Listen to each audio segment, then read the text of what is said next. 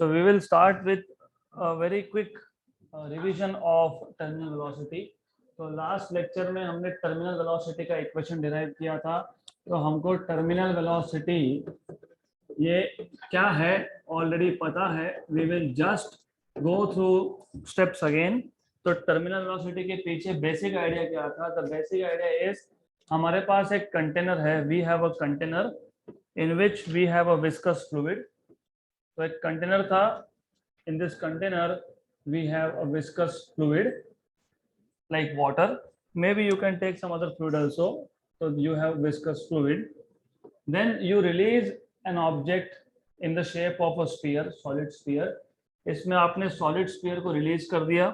So we have solid sphere which is falling through this viscous fluid. So we have a solid sphere falling through this viscous fluid. When this solid sphere falls through this viscous fluid, different forces act on it. कौन कौन से forces act हो रहे थे इसके ऊपर? एक तो gravitational force था which is downwards. So there are three forces. One is force of gravity which is downward. Then there is upthrust force. Upthrust force को आप बोलते हो force of buoyancy which is upward. So दो upward forces थे. Upward force of buoyancy इसको upthrust भी बोलते हैं. And one force was viscous force. Viscous force acting on this solid sphere which is given by Stokes law. तो यहाँ पे what we have is viscous force. तो दो forces upward थे, एक force downward था. And if you remember in the initial phase, जब आपने object को just release किया, release करना मतलब initial velocity 0. When you release it, it starts moving, मतलब it is gaining velocity. उसका वेलोसिटी बढ़ेगा. तो velocity is increasing in the initial phase. तो वेलोसिटी इंक्रीज होने के लिए मतलब एक्सेलरेशन होने के लिए नेट फोर्स चाहिए. तो हमको देखना है what is the net force. तो नेट फोर्स यहाँ पे था gravitational force which is in downward direction minus upward forces which is viscous force plus upthrust. तो इनिशियल फेज में जब आपने ऑब्जेक्ट को रिलीज किया, in that case the object का मतलब सॉलिड स्फीयर का वेलोसिटी बढ़ रहा था. वेलोसिटी तब बढ़ता है जब नेट फोर्स हो. नेट फोर्स था डाउनवर्ड डायरेक्शन में क्योंकि मोशन था डाउनवर्ड डायरेक्शन में. तो नेट फोर्स कितना था? Fg minus Fv plus Fu. Then after some stage, at some stage, velocity of this solid sphere becomes constant. Velocity constant होना मतलब नेट फोर्स जीरो होना. नेट फोर्स जीरो मतलब forces are balance. तो net force zero हो गया. तो you have gravitational force minus Fv plus Fu equal to 0. Therefore you have Fg equal to Fv plus Fu. मतलब downward force is equal to upward force. Downward एक ही था, upward दो थे. तो gravitational force is balanced by viscous force acting on the solid sphere plus upthrust. Then हमको हमने एक एक करके इन सारे फोर्सेस के इक्वेशंस डिराइव किए थे. Most of them we already no.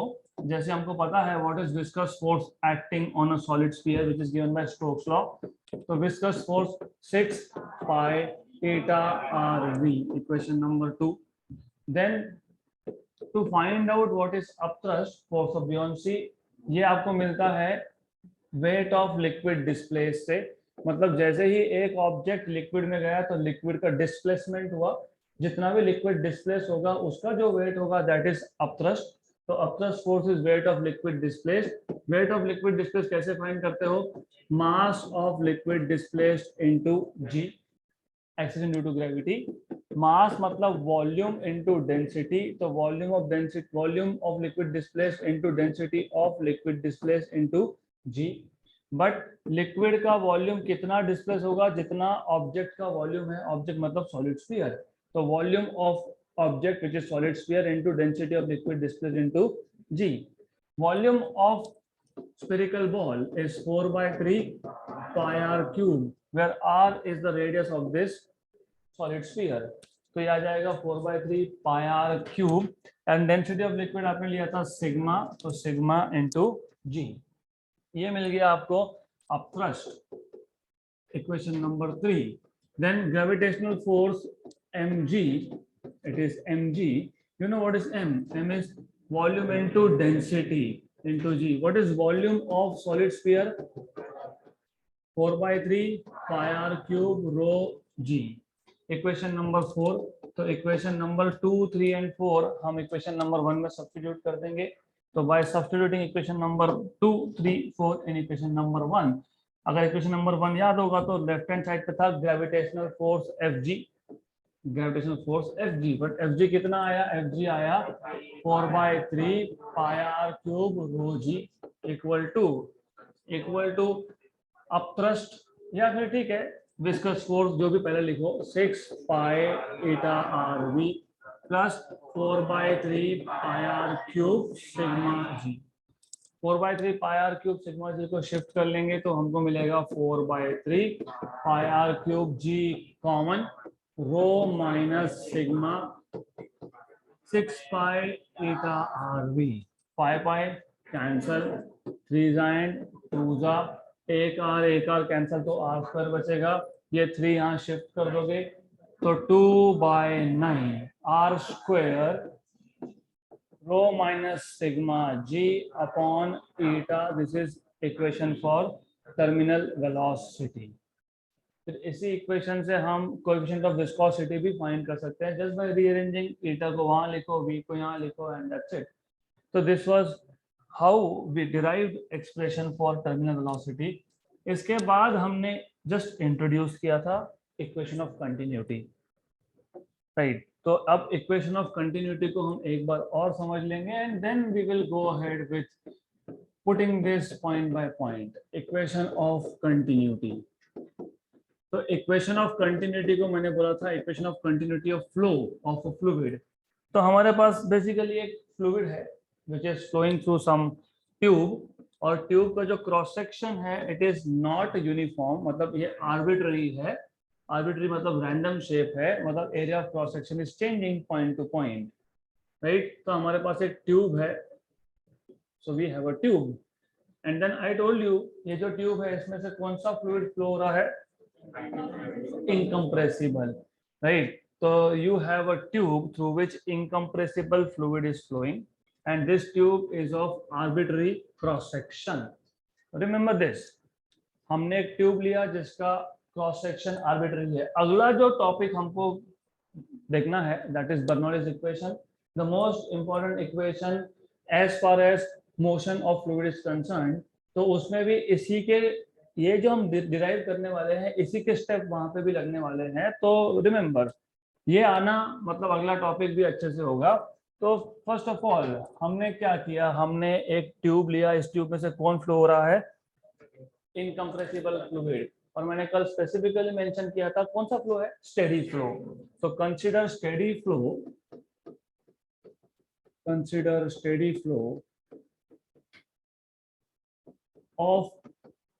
of an incompressible fluid.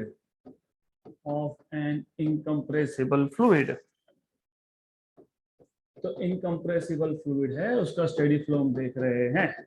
Then you remember what we have done और कहां से फ्लो हो रहा है?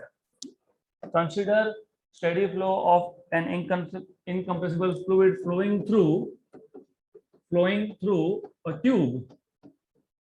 through a tube of arbitrary cross section.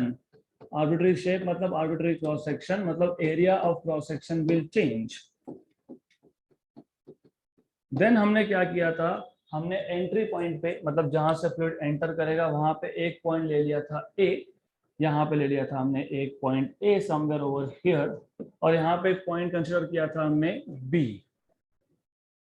A point पे जो क्रॉस सेक्शनल एरिया है वो है A1 और B पॉइंट पे है A2, राइट. तो remember cross sectional area is not same. Also मैंने यहाँ पे मेंशन किया है स्टेडी फ्लो. तो स्टेडी फ्लो का मतलब पता होना चाहिए. स्टेडी फ्लो का मतलब क्या होता है? Velocity is constant at a given point but it varies from point to point. So velocity of flow is constant at a given point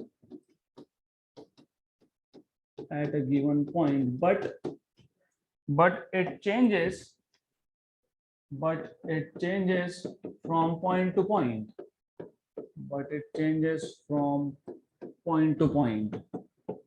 तो ऐसा मेंशन करना जरूरी है क्योंकि हम, जैसे मैंने आपको बताया, हमने दो पॉइंट्स यहाँ पे कंसीडर किए, ए एंड बी। तो ए पे वेलोसिटी अलग होगा, बी पे अलग होगा, तो you need to know this. Then mention कर दो जो कुछ भी पैरामीटर्स है ए एंड बी पे, जस्ट मेंशन देम। तो what you have is, let A1 be the cross sectional area at A, be the cross sectional area at A, area at A, and A2 is the cross sectional area at point B, area at point A, and A2 be the cross sectional area at point B, cross sectional area at point B. Then once you know this, cross sectional areas अगर आपको पता है अलग अलग है तो mention कर दो कौन सा ज्यादा था, which one was greater, A1 is greater than A2, therefore V1 is less than V2 since V is inversely proportional to A। जितना एरिया ज्यादा उतना वेलोसिटी कम। V1 V2 क्या है हमने अभी तक बताया नहीं, तो बता दो where, what is V1? V1 is velocity at point A and V2 is velocity at point B, velocity at point B, right? Then इसके बाद हमने क्या किया था, इसके बाद हमने लिया था एक स्मॉल सेक्शन दोनों पॉइंट पे, A पॉइंट पे एंड B पॉइंट पे। So we have considered a small section, if you remember, EFGH कहाँ पे, A point पे, and a small section PQRS कहाँ पे, B point पे। So consider small sections, consider small sections। कौन कौन से section, EFGH, EFGH and PQRS at points A and B respectively, at points A and B respectively। तो ये जो sections है, why have we considered this section, थोड़ी देर में समझ में आ जाएगा। तो सबसे पहले तो इतना पता होना चाहिए। Then ये जो दो सेक्शन हमने लिए, in a small time interval delta T, fluid है, फ्लूइड फ्लो हो रहा है, फ्लूइड फ्लो होगा तो गिवन टाइम इंटरवल में वो डिस्टेंस कवर करेगा, राइट? और डिस्टेंस अलग अलग कवर करेगा, क्यों? क्योंकि नंबर वन यहाँ पे वेलोसिटी अलग था, यहाँ पे वेलोसिटी अलग है, v1 एंड v2। तो in a given time interval delta T the fluid at A covers a distance of v1 delta T. क्यों? क्योंकि जो डिस्टेंस है, कितना distance, I will just show this with a different colour, ये distance को हम बोलेंगे d1। But what is distance? Velocity into time. So what is v1? v1 delta t. So the fluid at A covers a distance v1 delta t in time delta t, and the fluid at B in the same time covers a distance of d2 which is v2 delta t। अब distances क्यों चाहिए हमको? क्योंकि equation of continuity का मतलब ही होता है a into v is constant। ए मतलब एरिया, बी मतलब वेलोसिटी, ये कांस्टेंट। और एरिया तो हमने पहले डिफाइन कर दिया, A1 A2। वेलोसिटी अभी तक इक्वेशन में हमने सिर्फ हमने मेंशन किया है, but remember A into v अगर ये चाहिए, A इंटू वी से कांस्टेंट प्रूव करना है, तो रिमेंबर ये इनकम्प्रेसिबल लिक्विड था। इनकम्प्रेसिबल लिक्विड का मतलब डेंसिटी चेंज नहीं होता है, मतलब गिवन डेल्टा के टाइम में जितना लिक्विड एंटर होगा ए से उतना ही लिक्विड लीव होगा, एग्जिट होगा बी से। मतलब mass of liquid entering equal to mass of liquid leaving, तो m1 equal to m2।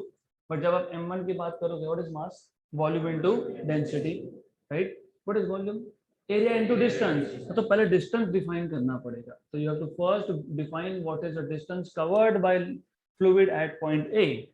So the distance covered by fluid, the distance covered by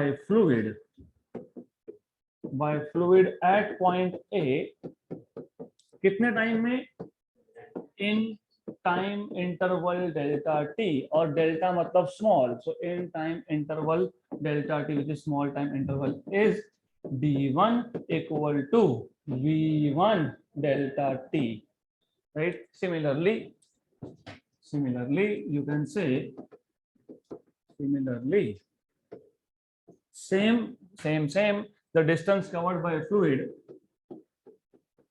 the distance traveled by, covered by fluid, कहाँ पे? at point B in same time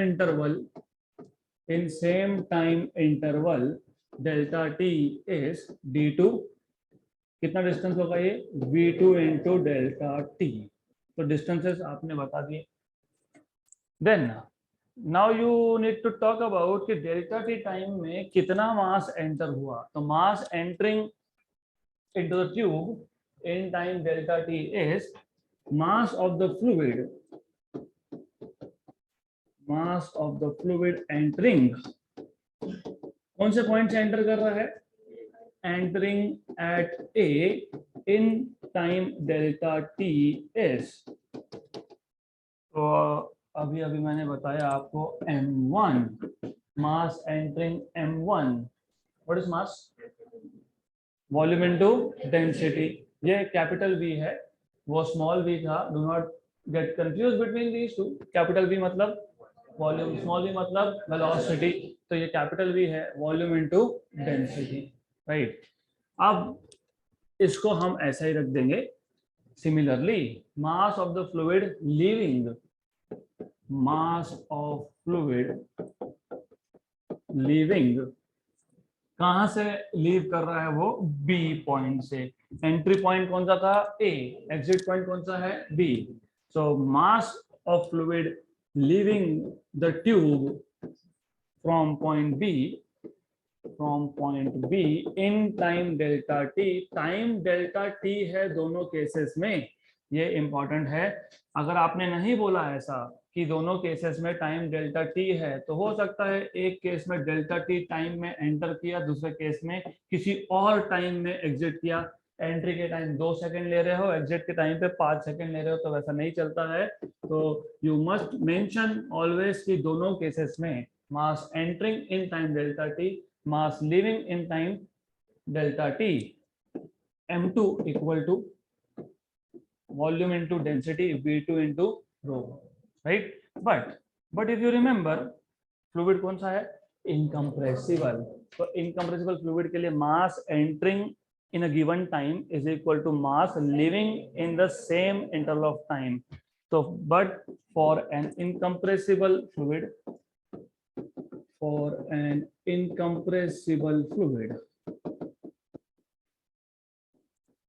what you have is mass entering at A,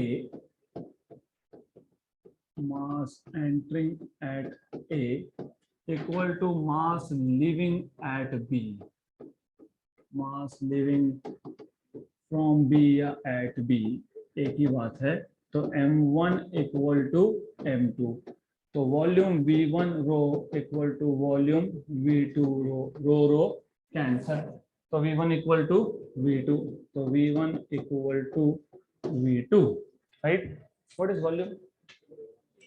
area into distance, area into length. Area कितना था?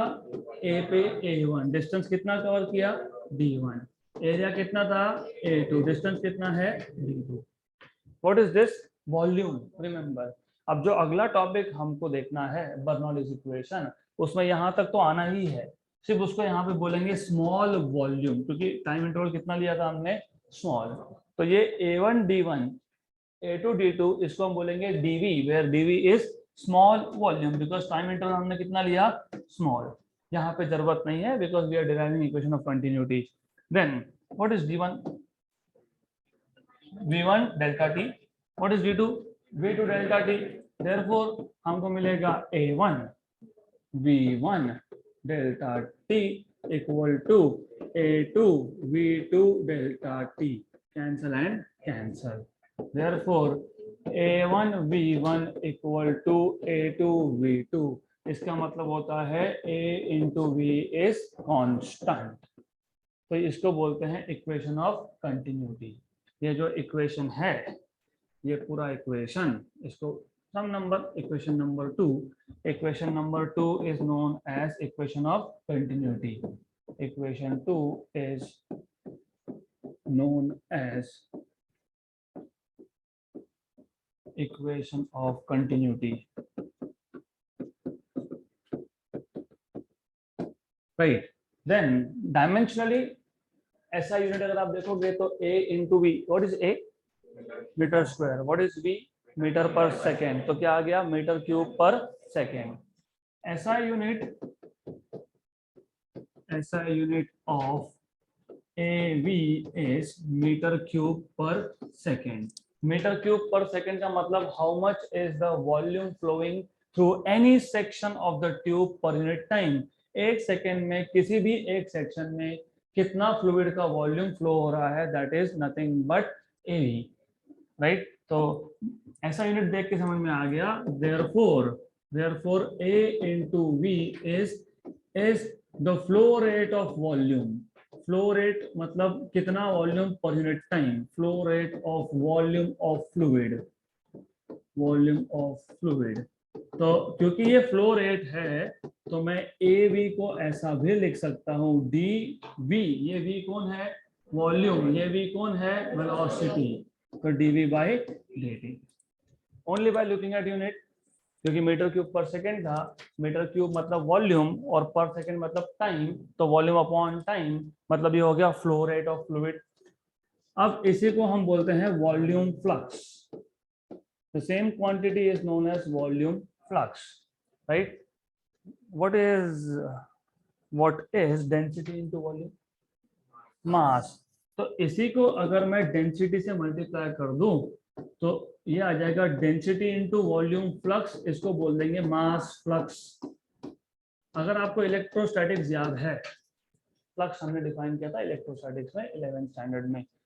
Number of field lines passing through a given area normal to it perpendicular to the area. मतलब in short हमारे पास एक area था। Let me take a area. हमारे पास एक गिवन एरिया था। इस एरिया में से कितने फील्ड लाइंस इस एरिया को नॉर्मली मतलब परपेंडिकुलरली पास होते हैं, that is called as electric flux. कितने मैग्नेटिक फील्ड लाइंस पास होते हैं, that is called as magnetic flux. यहाँ पे ट्यूब है, ये एक ट्यूब है। इस ट्यूब से कौन फ्लो हो रहा है? फ्लूइड। और किसी भी सेक्शन में अगर आप देखोगे तो फ्लूइड ऑलवेज नॉर्मली पास मतलब it passes perpendicular to a given section. तो यहाँ पे इलेक्ट्रिक फील्ड लाइन की जगह पे क्या है? पार्टिकल का फ्लो है, मॉलिक्यूल्स का फ्लो है, लिक्विड का फ्लो है। और ये लिक्विड का फ्लो कैसा है? परपेंडिकुलर है to a given area, right? तो इसको हम क्या बोलेंगे? Volume flux. क्योंकि flux by definition is flow passing through a given section normal to it, इसलिए हमने इसको क्या बोला है? Volume flux. मैंने डेंसिटी से मल्टीप्लाई किया। डेंसिटी से मल्टीप्लाई करने का मतलब कितना मास पास हो रहा है normal to a given section, तो उसको क्या बोलेंगे हम लोग? Mass flux. सिंपल। तो that is all about equation of continuity. बहुत सिंपल सा इक्वेशन था। तो equation of continuity is not really very difficult. तो स्टेप्स याद रखना। स्टेप्स याद रखोगे तो डिराइव करना इज नॉट वेरी डिफिकल्ट। क्या था स्टेप नंबर 1? Steady flow. किसका? इनकम्प्रेसिबल फ्लूइड का। गुड। फिर हमने एक ट्यूब लिया, एक उसका एंट्री पॉइंट है ए, एक उसका एग्जिट पॉइंट है बी। ए पे cross sectional area A1, B पे A2, ए पे वेलोसिटी V1, बी पे V2। यहाँ तक क्लियर? फिर हमने छोटे छोटे सेक्शंस इमेजिन कर लिए, EFGH और PQRS, right? Delta t time में ए पे फ्लूइड कितना डिस्टेंस कवर करेगा? V1 delta T. और बी पे कितना करेगा? V2 delta T.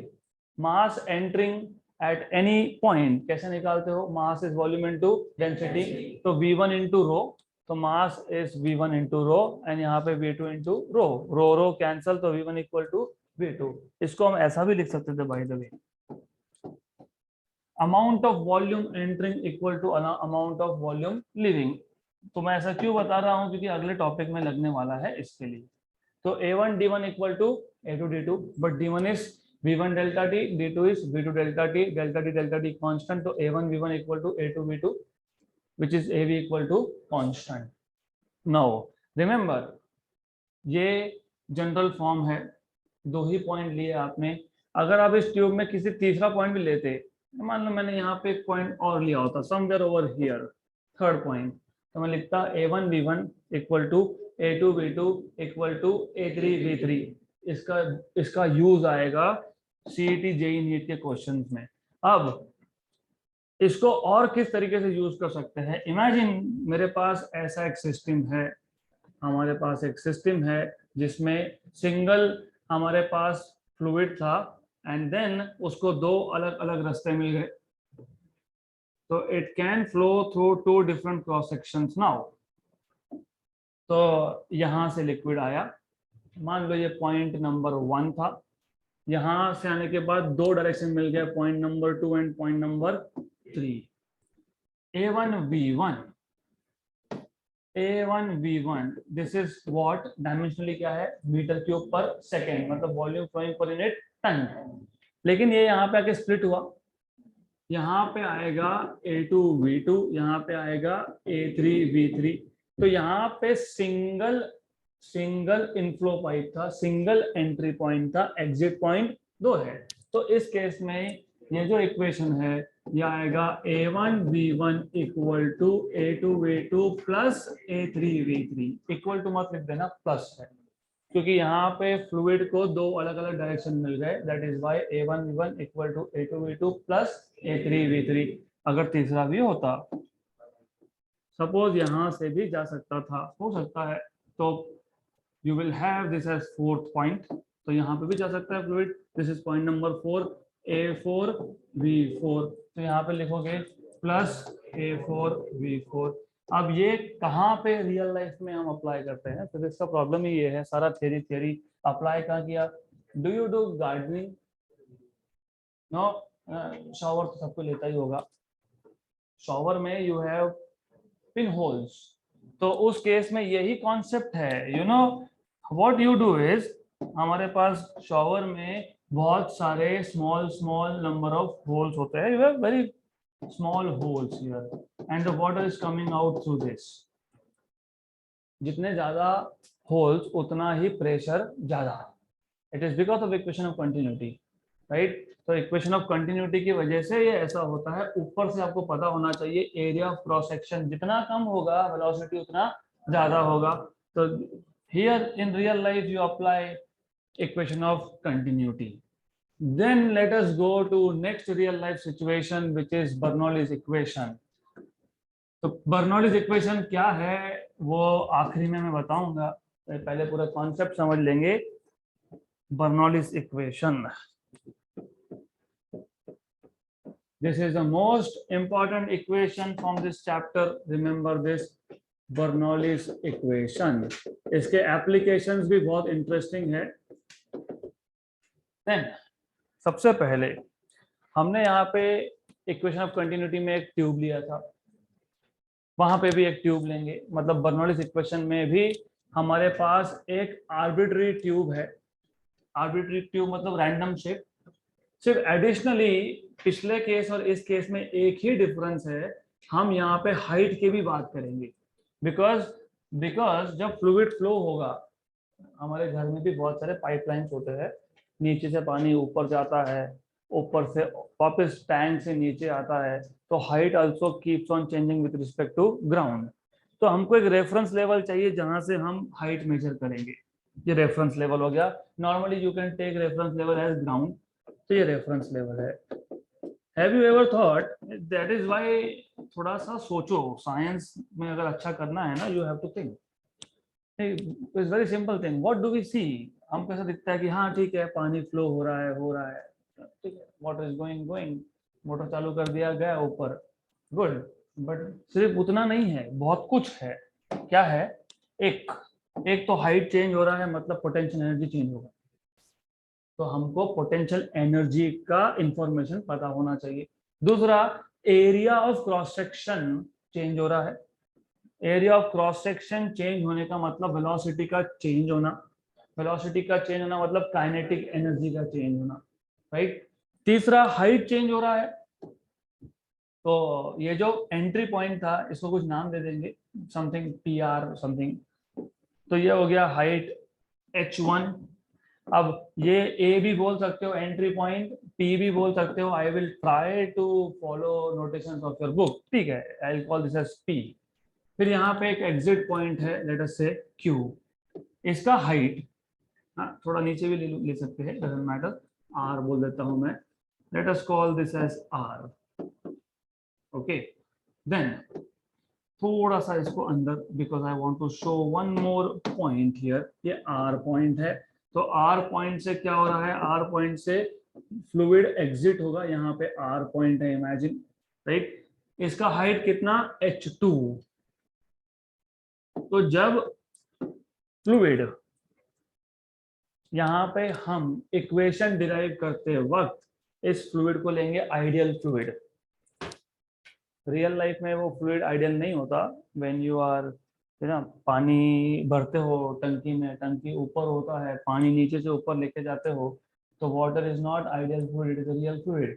पर just to make equation simple, हम इस फ्लूइड को बोलेंगे आइडियल। और आइडियल फ्लूइड क्या होता है, इनकम्प्रेसिबल। आइडियल फ्लूइड इनकम्प्रेसिबल के साथ साथ उसका फ्लो हमेशा होता है steady.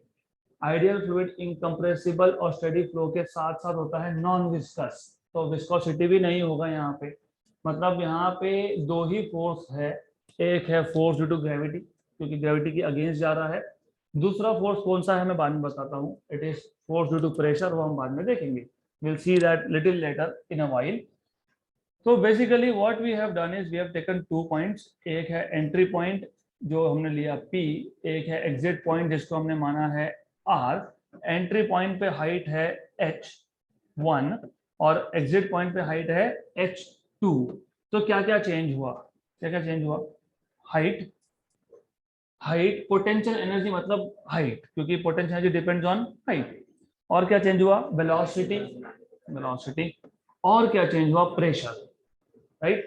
So Bernoulli's equation is an equation which relates velocity of fluid at a point and pressure of fluid at a point and height of that point. तो Bernoulli's equation, क्योंकि क्या क्या चेंज हो रहा है, क्या चेंज हो रहा है, हाइट चेंज हो रहा है, वेलोसिटी चेंज हो रहा है और प्रेशर चेंज हो रहा है। तो बर्नौलीज इक्वेशन रिलेट्स किसको, प्रेशर को, और किसको, वेलोसिटी को, velocity of the fluid at a point, और किसको, हाइट को। तो Bernoulli's equation is an equation which relates pressure of fluid at a point, velocity of fluid at a point, and height of that point with respect to reference level, which is normally ground level. Right? यहाँ तक clear, यहाँ तक एकदम clear होना चाहिए। तो Bernoulli's equation में हमने एक ट्यूब लिया, ट्यूब का क्रॉस सेक्शन आर्बिट्री था, मतलब it is changing from point to point, then height is also changing, area of cross section is also changing. Height change होगा मतलब पोटेंशियल एनर्जी चेंज होगा, क्रॉस सेक्शनल एरिया चेंज होगा मतलब velocity change होगा, और pressure भी change होगा। तो प्रेशर को हाइट और वेलोसिटी के साथ रिलेट करना है, तो 3 टर्म्स मिलेंगे हमको। देन इतना अगर आपको समझा है तो बाकी सब मोर और लेस सेम है। तो हमारे पास एक एलिमेंट था, एलिमेंट मतलब स्मॉल वॉल्यूम ऑफ लिक्विड। तो let us consider small volume of liquid, volume of liquid, इसको एलिमेंट भी बोलते हैं। देन ये जो एलिमेंट है ये जाएगा कैसे, ये ऐसा जाएगा, तो इसका जो डायरेक्शन होगा, फ्लो का जो डायरेक्शन होगा वो पहले ही स्पेसिफाई कर दो। So this is direction of flow, ये फ्लो डायरेक्शन है। Then as I told you, बाकी सब मोर और लेस सेम है, अपार्ट फ्रॉम नोटेशन। आपके सिर्फ नोट्स में थोड़े से नोटेशन चेंज किए हैं, बाकी सब सेम है। अब यहाँ पे 2 पॉइंट हमने लिए P and R। P point पे फिजिकल पैरामीटर कौन कौन से है, एक है एरिया ऑफ क्रॉस सेक्शन, वो क्या है, A1, पहले ही बता देना, लिखने का तरीका भी बताऊंगा मैं, पहले समझ लो। थोड़ा सा डिस्क्राइब कर दिया ना, फिर बोलना लेट A1, A1 क्या है, एरिया ऑफ क्रॉस सेक्शन, कहाँ पे, eight point P. Late v1 क्या है, वेलोसिटी किसका, फ्लूइड का, कहाँ पे, एट पॉइंट पी। h1 क्या है, हाइट एट पॉइंट, और what else, you have height, you have area, you have v1 velocity. Similarly r पे भी ले लोगे a2 v2 and h2। बाकी जो रह गया बाद में देखेंगे, because there are few other parameters that are left out. Then in time delta t, the distance covered by this mass element या fluid element in time delta t, what is the distance covered, d1 equal to v1 delta t, यहाँ पे कितना आएगा, d2 equal to v2 delta t, right. ध्यान पूरा यहाँ पे, because पहली बार में थोड़ा हेवी लगता है, जड़ है, डिफिकल्ट है, बाद में थोड़ा थोड़ा थोड़ा थोड़ा पिक्चर क्लियर होगा, राइट। तो remember, first of all tube, real life situation, height is changing with respect to ground is reference level, area of cross section is changing, a1 is not equal to a2, तो area of cross section अलग अलग है, तो velocity अलग अलग हो गया, height अलग अलग था। In time delta T, the distance covered by fluid at point P is v1 delta T, at point R is v2 delta T. But since मैंने पहले बता दिया ये आइडियल फ्लूइड है, ideal fluid is incompressible. Incompressible मतलब mass entering equal to mass leaving, mass entering m1 equal to mass leaving m2, what is mass, volume, v1 into density, तो ये आ जाएगा v2 into density, density cancel, v1 into v1 equal to v2, but what is v1, a1 and d1, क्योंकि यहाँ पे ये distance cover करेगा d1, तो area of cross section a1 into d1 is v1।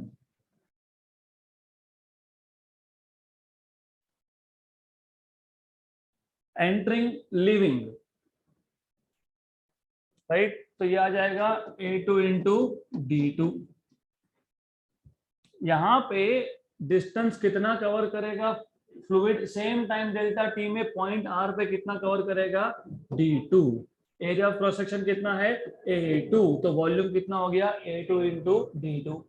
सिर्फ अगले स्टेप में हमने यहाँ पे क्या किया था, हमने यहाँ पे d1 d2 की वैल्यूज सब्स्टिट्यूट की थी, इधर करना नहीं।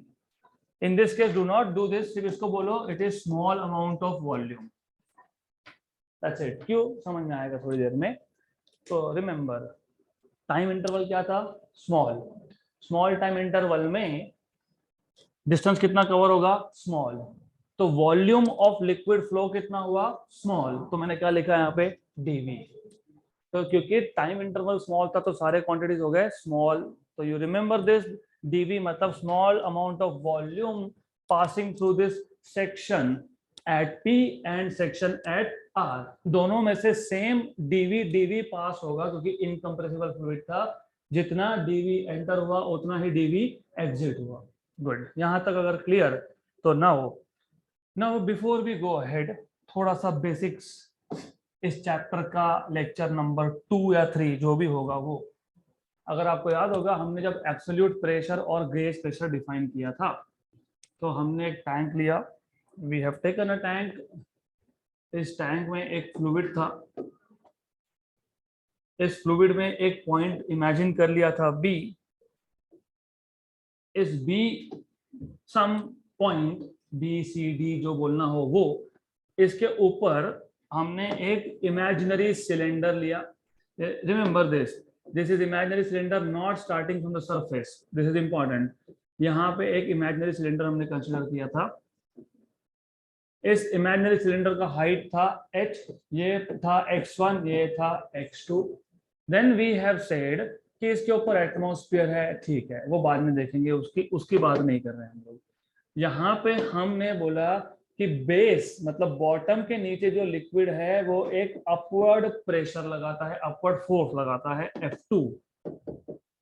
तो base of this imaginary cylinder पे there is upward force due to liquid below it, और ऊपर के टॉप सरफेस पे there is a force downward because of liquid above it, इसके ऊपर जो लिक्विड होगा वो डाउनवर्ड फोर्स लगाएगा, इसके नीचे जो लिक्विड होगा वो अपवर्ड फोर्स लगाएगा, और इसके अंदर जो लिक्विड होगा उस पे फोर्स लगेगा, कौन सा, mg, करेक्ट, राइट।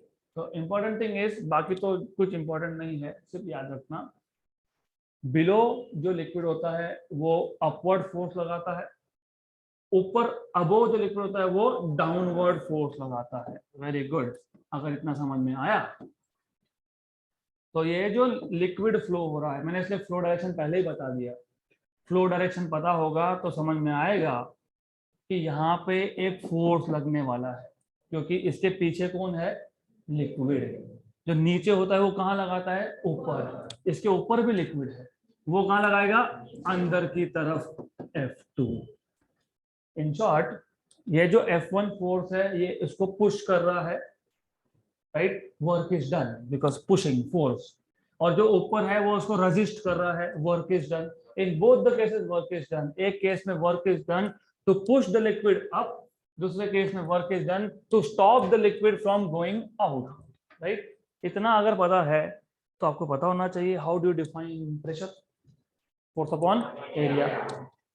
तो ये जो फोर्स है, pressure is force upon area, तो force is pressure into area. हाँ, तो यहाँ पे कितना फोर्स लगा, इधर F1 मतलब कितना, P1A1, और यहाँ पे कितना लगा, P2A2। तो मैंने बोला था बाकी जो आएगा बाद में देखेंगे, तो यहाँ पे फोर्सेस की भी बात होगी, F1 एंड F2। यहाँ तक clear? If this is clear तो अगला कुछ समझ में आएगा। जहां जहां पे फोर्स होता है वहां वहां पे वर्क डन होता है। तो ये जो फोर्स है, well before I go to work done is force into displacement. तो पहले देखो कौन कौन से फोर्सेस लग रहे हैं। इसलिए मैंने बोला था आइडियल फ्लूइड मतलब there is no viscosity. No viscosity मतलब लेयर्स में फ्रिक्शन नहीं है। तो ग्रेविटी को छोड़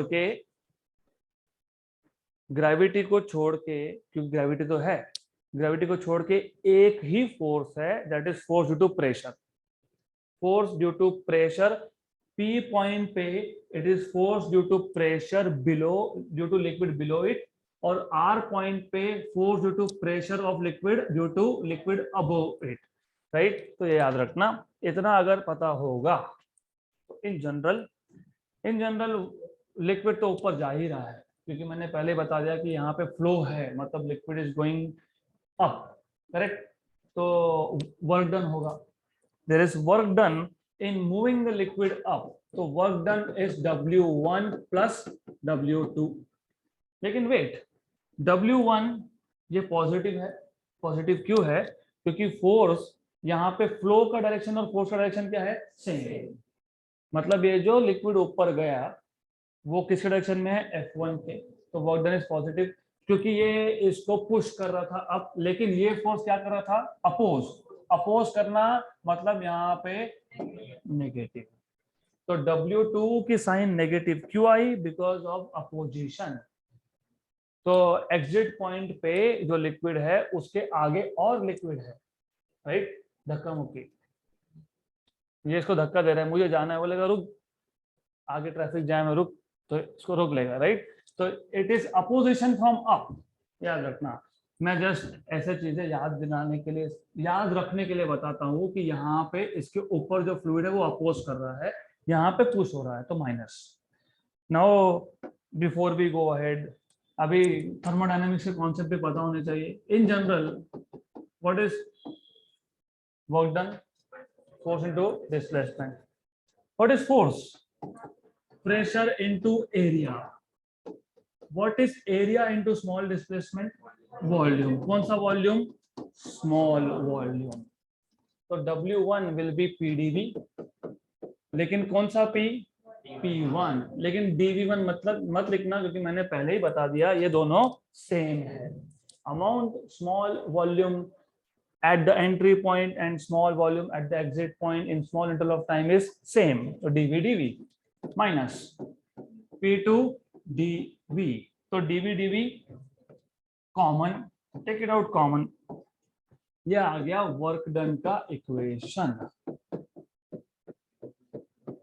P1 माइनस P2 dV। में थोड़ा हेवी है, मैंने पहले ही बता दिया, लेकिन सिंपल कर देंगे, थोड़ा सा समझ लो, have some little bit of patience. ये वर्क डन क्यों हुआ? ये वर्क डन इसके लिए हुआ क्योंकि हमको मास, किसके मास को? फ्लूइड के मास को ऊपर लेके जाना था, मतलब इसको इस डायरेक्शन में फ्लो करवाना है। तो रिमेंबर, जब ये मास एलिमेंट ऊपर जा रहा है, ऊपर जा रहा है, ऊपर जा रहा है, तो हाइट चेंज हो रहा है, और हाइट चेंज होना मतलब पोटेंशियल एनर्जी चेंज होना। साथ में क्रॉस सेक्शनल एरिया भी चेंज हो रहा है।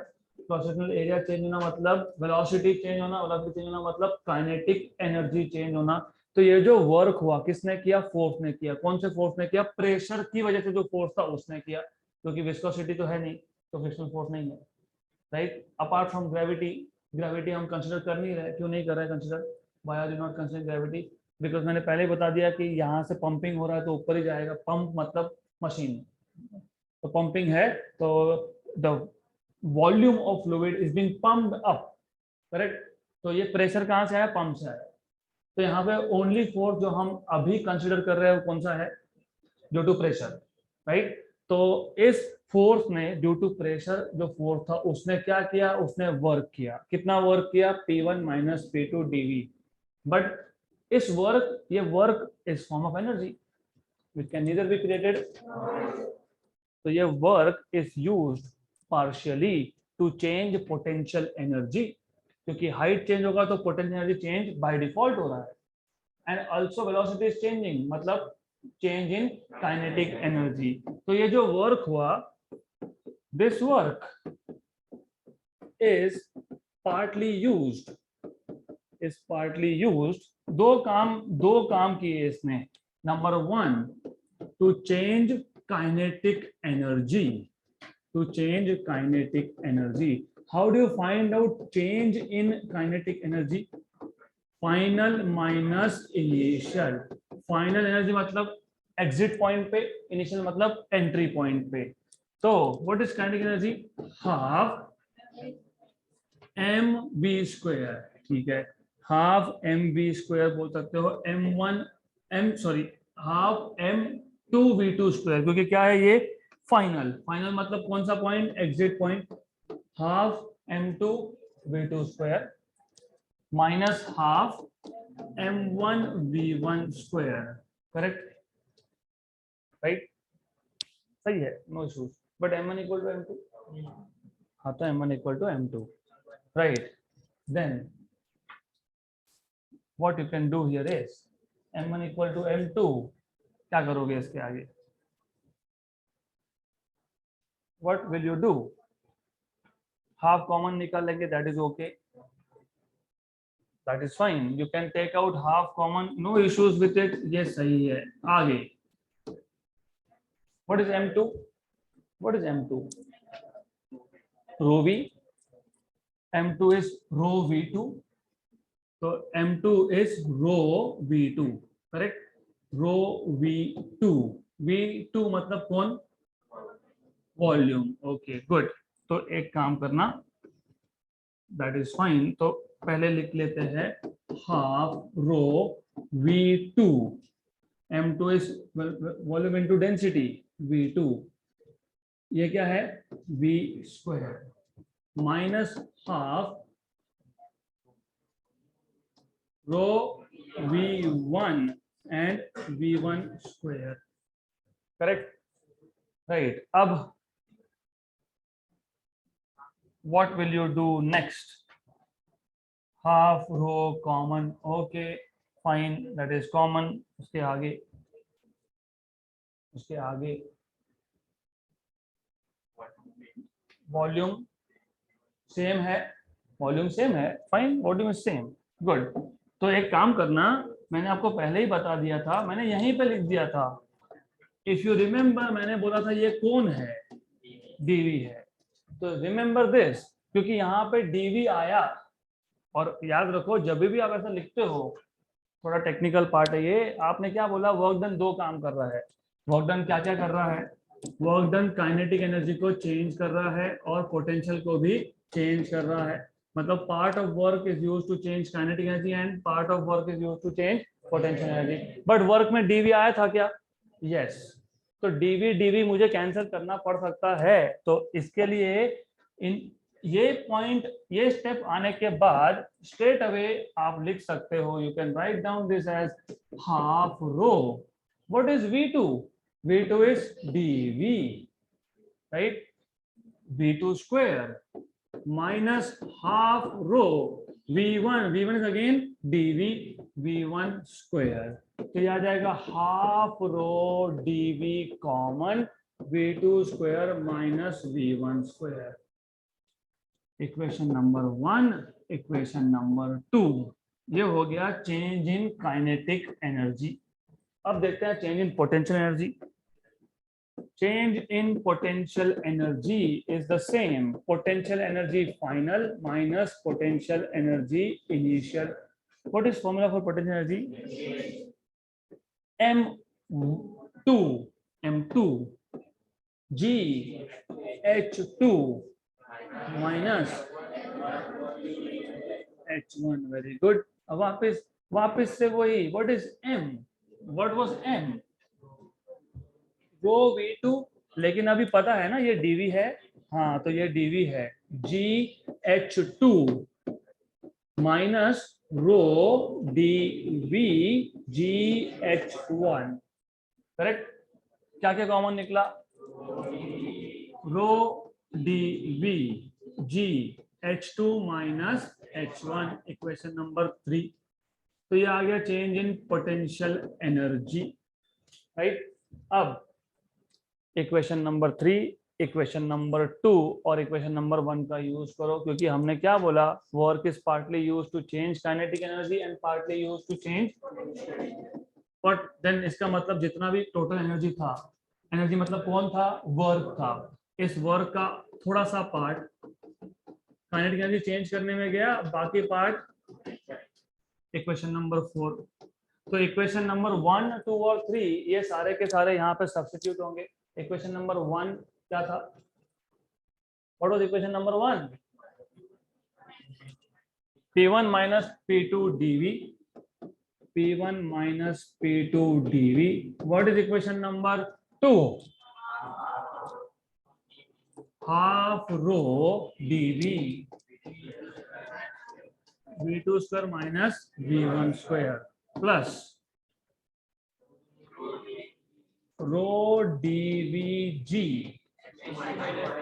H2 minus H1। Very good. dV dV dV common निकाल के कैंसल आउट, तो आपको मिलेगा P1 minus P2 equal to half rho dV गया V2 square minus V1 square plus rho GH2 minus H1। ये हो गया पहला form of Bernoulli's equation. This is the first form of Bernoulli's equation. ऐसे 2-3 form है, मैं दोनों बता देता हूँ। दिस इज फर्स्ट फॉर्म, थोड़ा कॉम्प्लिकेटेड है, इसको let us make it simple.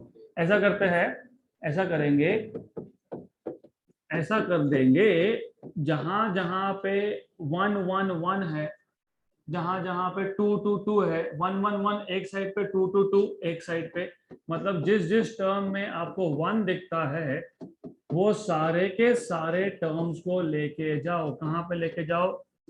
Left hand side पे। तो P1 plus rho V1 square plus GH1 equal to P2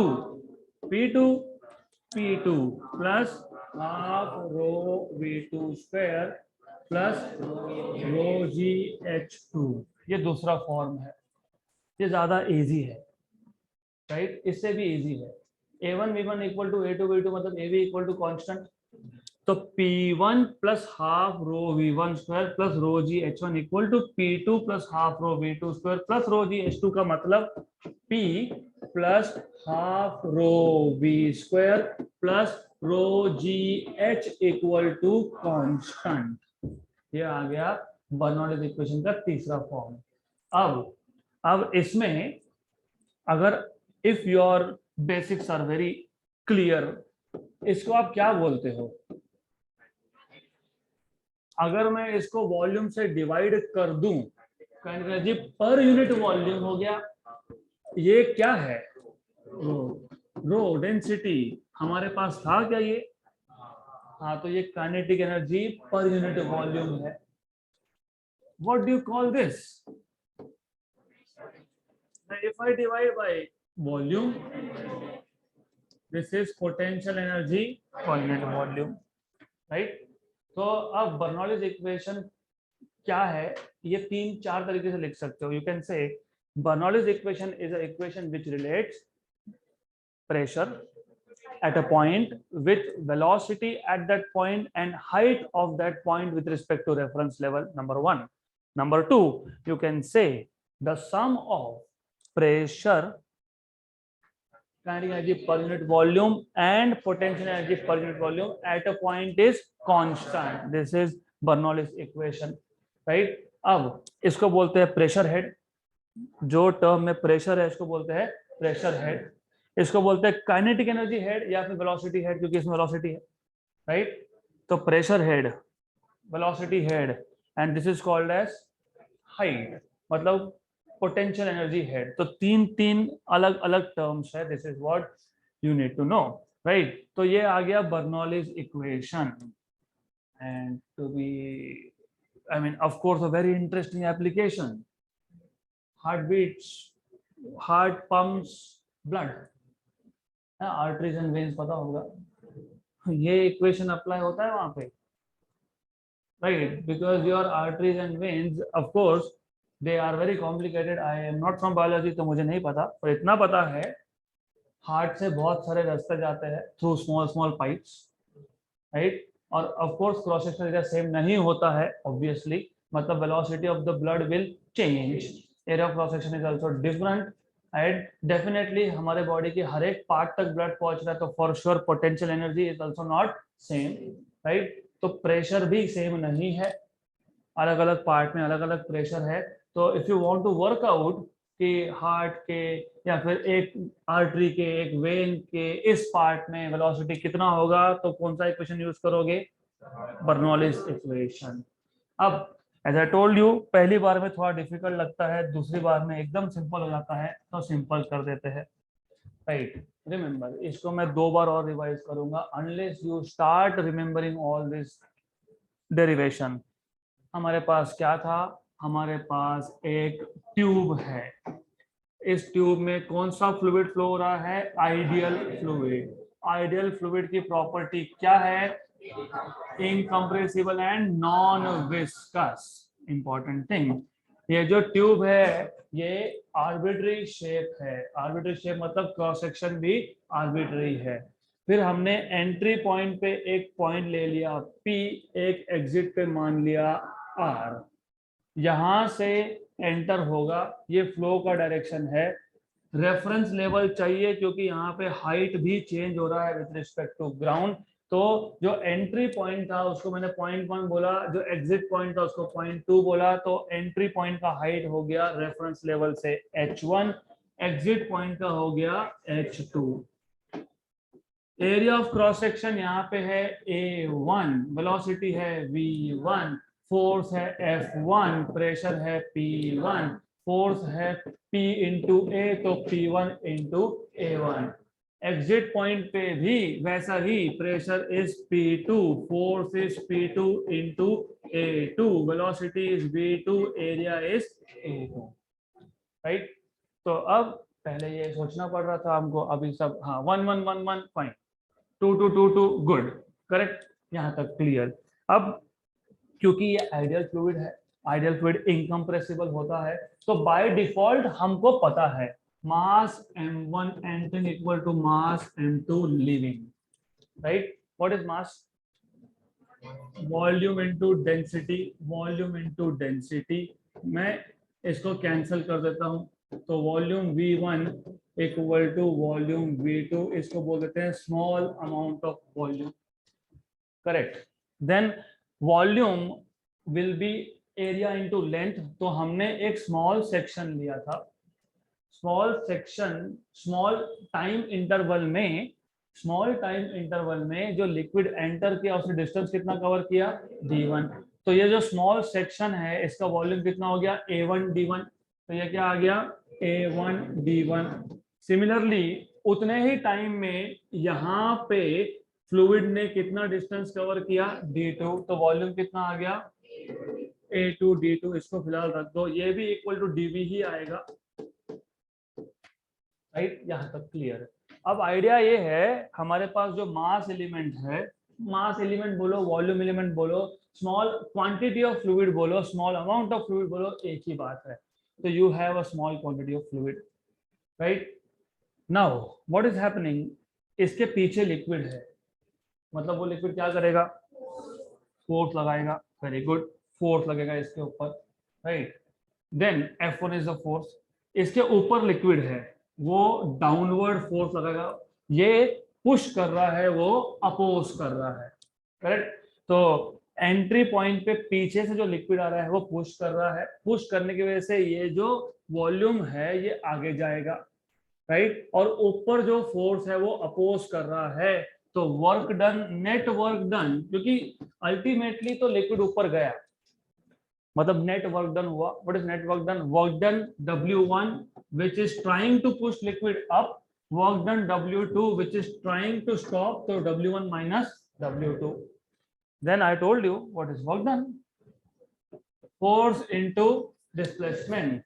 पर फोर्स इनटू डिस्प्लेसमेंट, इसको आप ऐसा तो लिख ही सकते थे ना, pressure into area into displacement, मतलब pressure into change in volume, ये आता है change in volume. A meter square, dx is meter, meter square into meter is meter cube, मतलब वॉल्यूम।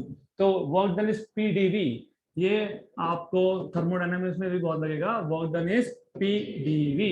तो वर्क डन एट फर्स्ट, मतलब eight point 1 entry point is P1 dV minus P2 dV। यहां से आपने P1 minus P2 लिख लिया और dV को निकाल लिया कॉमन, ये आ गया work done. Work done, work is energy which can neither be created nor be destroyed. तो इसने क्या किया, इस वर्क में दो काम किए, एक काइनेटिक एनर्जी को चेंज किया। हम कैसे बोल सकते हैं, क्योंकि एरिया ऑफ क्रॉस सेक्शन अलग है, एरिया ऑफ क्रॉस सेक्शन अलग है तो वेलोसिटी अलग है, और हमने पहले मेंशन कर दिया V1 V2, तो वेलोसिटी चेंज हुआ, अपने वेलोसिटी चेंज होता है क्या, नहीं। तो देयर इज वर्क डन, तो work done to change velocity, मतलब there is change in kinetic energy. और यही वर्क का कुछ पार्ट यूज हुआ to change potential energy. How can you say, because height is changing, height अपने आप change नहीं होता, हाइट इज चेंजिंग, मतलब there has to be work done, right. अब you know what is change in kinetic energy, half m2 v2 square minus half m1 v1 square, right। good, मैंने थोड़ा सा और सिंप्लीफाई करना था, मैंने बताया था कि मैं एक एक स्टेप आगे बढ़ूंगा, तो मैं यहीं पे लिखूंगा इसको ऐसा, करेक्ट। हाँ, तो अब थोड़ा मेहनत कम करना सीखना पड़ेगा। तो हाफ m1 m2 सेम है, और दोनों क्या है, रो dV, कॉमन आ गया V2 square minus V1 square. Good, तो this is how you need to work. तो पहली बार बताता तो कुछ समझ में नहीं आता, कहाँ से आ गया ये, अभी समझ में आया कहाँ से आया, m1 equal to m2 equal to m, that is equal to rho dV। देन ये क्या है, चेंज इन काइनेटिक एनर्जी। तो similarly what is change in potential energy, is not mgh, it is, ठीक है, आप पहली बार लिखो m2gh2 minus m1gh1, m1 m2 both are rho dV, तो rho dV outside, g outside, h2 minus h1, h2 minus h1। अब equation number 1, equation number, एक काम करते हैं 2, और इक्वेशन नंबर 3 इसको सब्स्टिट्यूट कर देते हैं इक्वेशन नंबर 4 में। तो when you substitute this work P1 minus P2 dV equal to kinetic energy का change half rho dV V2 square minus V1 square, potential का change rho dV GH2 minus H1 D V D V को cancel कर दो, तो P1 minus P2 equal to V2 square minus half rho V1 square plus rho GH2 minus rho GH1। जहां जहां पे one suffix है सारे के सारे लेफ्ट हैंड साइड पे, P1 plus half rho V1 square plus rho GH1, P2 plus half rho V2 square plus rho GH2, correct. अब A1 V1 equal to A2 V2 मतलब A भी constant, तो इसको भी लिख सकते हो P मतलब pressure head, pressure term, kinetic energy head मतलब kinetic energy per unit volume, potential energy head मतलब rho G H is constant. ये आ गया आपके पास बर्नौलीज इक्वेशन का सबसे simple form, general form. Good. तो अब इसके आगे हम नेक्स्ट सेशन में करेंगे, तो ये थोड़ा सा पढ़ के आओ क्योंकि और एक बार रिवाइज करना है।